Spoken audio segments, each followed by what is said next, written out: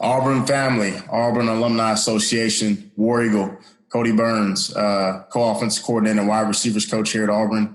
Obviously, right now we're in unprecedented times. It's been some trying last few months, to be honest, but hope everybody out there staying safe and obviously getting a chance to catch up with family and different things that we kind of take for granted on a day-to-day basis. But I think that during this time, this gives us a chance to catch up on those things and the people that are close to us, the loved ones and all the family members, everything like that, I think is a really, really good situation. So even though we feel like at a little bit it's kind of bad, but it's also on the other end, if you look at it like the glass is halfway full, that this could also be good and we can find some good in these trying times. But what I want to do today is really go through the last couple of months with our staff and what we've been doing. And I'd like to start off with our players. It's been tough not seeing our guys because, we're a close family. I think everybody knows that. We love our players. Being around those guys on a day-to-day basis, to be honest, reminds me of when I was playing. That's why I love the game. That's why I love coaching, because those guys bring life. It's funny. It's energy. Being able to coach them and develop them on the field is a lot of fun. And so what we've done is we've actually, even though we missed spring practice, we've actually done it virtually to a certain degree. We have meetings there on a day-to-day basis with our players, whether it's offensive and defensive meetings, whether it's position meetings, and those have been really good. It's crazy what technology has done. Being able to Zoom and do FaceTime meetings with our players and being able to go through X's and O's, being able to go through plays. And I think that went really well. Gave us a chance to quiz our guys, gave us a chance to test our guys a little bit and also get some feedback. And I thought those were very, very positive, even though we were not able to go through spring practice. So that was really good, and that was a positive. And actually, once we finished up with the spring practice type stuff, we actually got into just checking in on our players on a day-to-day basis, because what we have to understand is that this is almost a safe haven for a lot of our guys. We're able to put our guys on full scholarship from different backgrounds. Some guys' home situations are not as good as others. And so when they're here on campus, we're able to feed them. We're able to take care of them. And that has been good. But obviously these guys being back home, all in a little bit different situations. And so you want to just be able to check on their families. And that's what we've done. Because like I said, I think we're a close family. It's not just a player to coach relationship. It's brother to brother. Almost some of those guys look up to us as father figures. So just really checking in on our players on a day-to-day basis. And I think that's been going really good. And I want to talk a little bit about our offensive staff. The new addition of Coach Chad Morris, our offensive coordinator, really one of the best, if not the best, offensive minds in college football, does a phenomenal job. He's really one of the guys that got the show started at Clemson back in the early or mid-2000s, about 2010, right there where Clemson got rolling, and really turned that passing game into something prolific. And I think that's what we're trying to do here is get a little bit more intermediate passing game, some RPOs, and some different things to get our playmakers the ball. And so we're very, very fortunate and very blessed to have Coach Chad Morris here.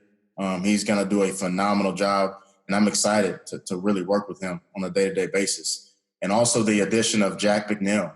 Jack McNeil has been a head coach at this level, along with Coach Morris. Has been in the NFL. He's a Super Bowl champion. So he's very experienced. Does a phenomenal job with the offensive line, knows what he's doing, and I think that he's going to be very, very good for us in recruiting as well. And really with that being said, moving on to just my group, my position group, the wide receiver group, we're returning really three, you can almost say four starters, and starting it off with the marquee guy, Seth Williams. He's a special talent. Excited to get him back. Just the amount of growth that you're going to see from year 2 to year 3 is going to be a lot of fun. And the sky's the limit for that kid. He's special. He's an NFL player for sure. And we're hoping that this is going to be a big year for him. And we'll see if we're able to keep him 2 more years. Moving on to Anthony Schwartz, the fastest guy in America. I think we all know. The crazy thing about it is this is how good of a talent that this kid is he broke his hand I believe it was like the second or third weekend of fall camp. So we're about to play our first game against Oregon, and the dude breaks his hand about a week or a week and a half before we play Oregon. Well, what happened was we ended up putting a cast on him, and he still played. We were still able to kind of use him as a decoy early in the season, and also gave him some speed sweeps and threw it to him. And some people were saying, why would you throw a ball to a guy with a cast? Well, I mean, if you're the fastest guy in America, you're going to find a way to throw it to him, and that's what we did. So, once again, expecting big things from Anthony Schwartz to be able to progress from year 2 to year 3.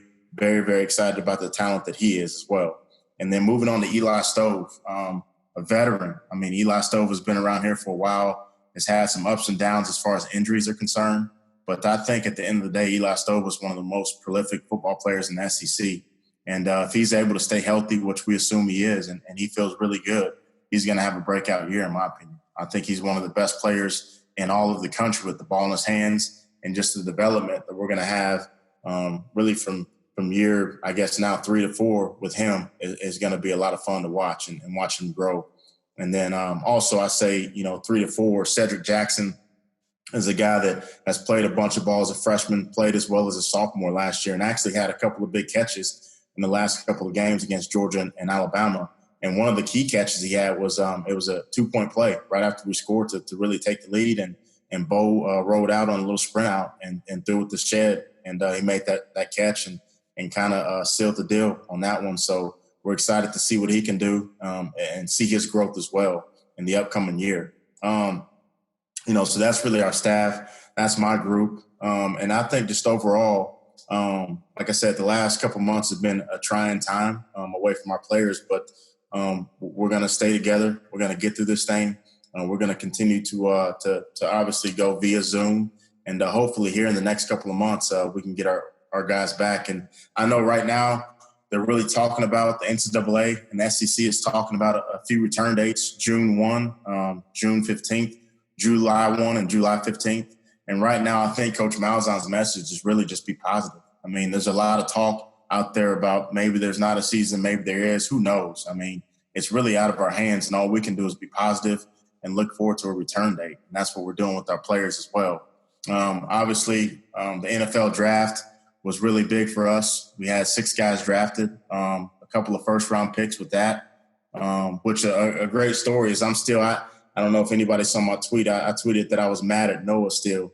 And just the funny story is Noah came here, recruited him as a wideout, and ended up playing wideout, played a little bit his first year, and ended up moving to defense and had a great last 2 years and halfway job with what Coach Steele and Coach Crime did with Noah and turning him into a first-round pick. But I joke with them all the time. It's like, dude, you could have really helped us a while or something too.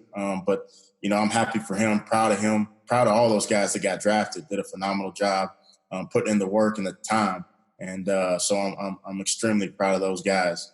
And last but not least, just the amount of former players, former Auburn alums that we have on our staff. We have 13 former Auburn players that are on our staff and Auburn alums, which I think is very rare. And then 4 of the 10 coaching staff members are also former Auburn players, and really a couple of greats. I mean, Cadillac Williams, Rodney Garner, Travis Williams. So I think for us, we're not – you don't have to really recruit. I mean, I think it's more just selling your heart, selling your school, and the recruiting takes care of itself because this is family. We're close, we're tight, and just the opportunity to work with those guys on a day in and day out basis is really a true blessing. And so that's kind of me. That's my spiel. And like I said, I really appreciate y'all spending this time with me in these trying times, and hopefully we can get back to some normalcy soon. And like I said, thank you